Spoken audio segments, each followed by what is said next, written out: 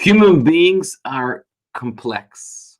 There's so much stuff that goes on in our mind, in our heart, stuff that we work through, we think about, we try to grapple with ourselves, grapple with the world around us. And so much of the spiritual journey is trying to figure it all out and master it and achieve and attain and discover our true potential.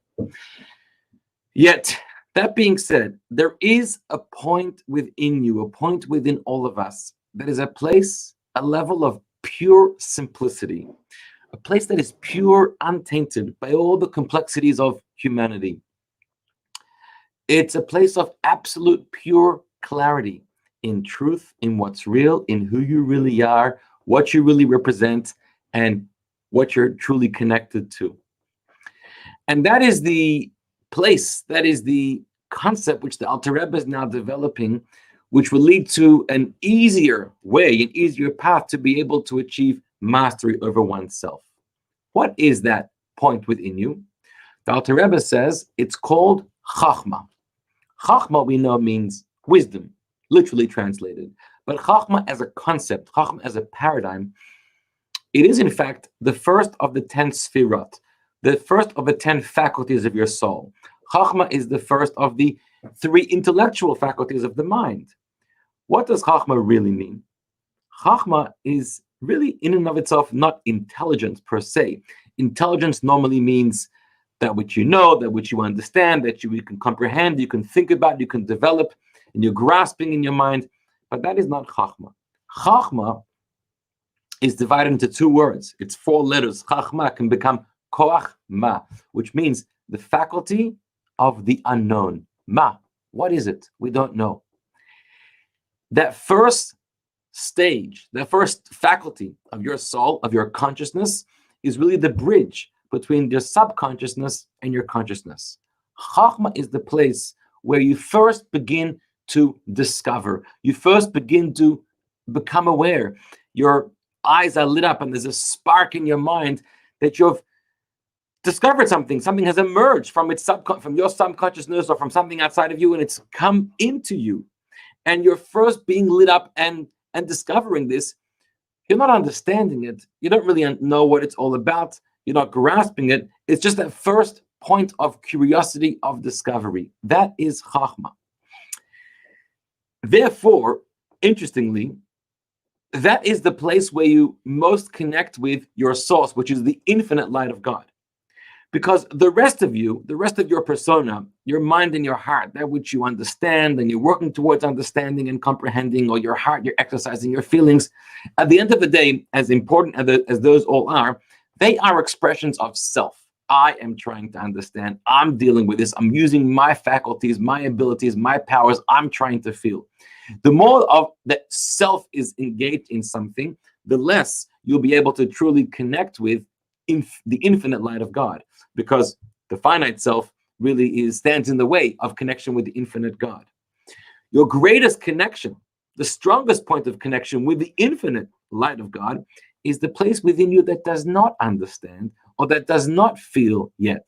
It's the place within you that is truly open, truly vulnerable, truly in a state of wonder, in a state of unknown, where you are suspending yourself to explore, to discover something that transcends you, something that's above you. That's the place of Chachma.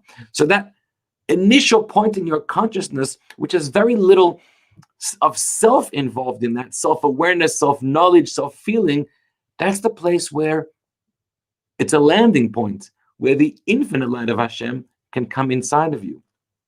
Which is why, first of all, we have an interesting verse from King David in Tehillim. The verse says, Peti yamin l'chol davar. A fool believes everything. Now that was written in a derogatory way. If you believe everything, you're a fool. Why are you a fool? Because you should be able to understand it. You should be working towards realizing it and studying it. Why are you just believing it? So believing in everything without questioning it is a foolish way. But there's a positive side to it. When it comes to God, when it comes to the infinite light of the Creator, everyone is a fool. Meaning that's all you can be, because the infinite God is unknowable. And the only way, therefore, to attach oneself or connect oneself with the infinite light is to be the fool. The fool meaning to have just pure faith. Pure faith is the strongest connection. The moment that some kind of element of knowledge and understanding comes into it, it's already tainted. It's no longer a connection with the infinite light. Now it's the finite faculties of yourself that are trying to connect with it. Therefore, this point of Chachma is the place where martyrdom, where Mesirat Nefesh, where somebody could give up their life for God. That's where it comes from. We find something interesting. Throughout history, there's been a lot of painful, difficult times for many Jewish people, individually, collectively. And often they were pushed to the wall and given the choice, convert or die, idolatry or die, do something extremely sinful or die. And a lot of people chose death. Now, that's a big choice to make, to give your life away for a truth, for a cause. Who are these people that chose death? You would imagine it may have been great scholars, very engaged Jewish people, very holy, pious ones, but that's not true. We find even very disengaged, very non-holy, very simple folk who gave their lives away as a choice for a cause, for God, over, becoming detached from God through idolatry or some kind of conversion. Why is that? And the answer, based on what we've said, is very simple. What leads you to martyrdom, in other words, what leads you to a commitment to a higher truth, a higher cause, your truth, your true source of your creation, of your existence from God. What leads you to that is not any amount of knowledge or wisdom, or any amount of very deep, profound feelings.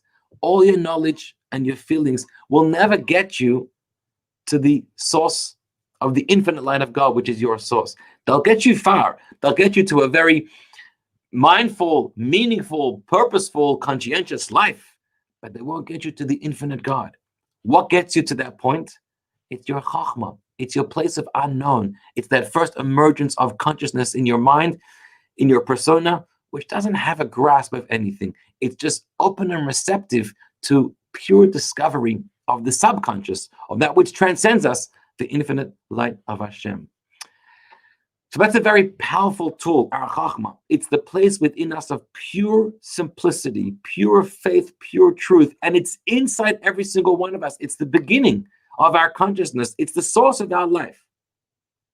The question is, or the challenge is, how to access that, how to realize that.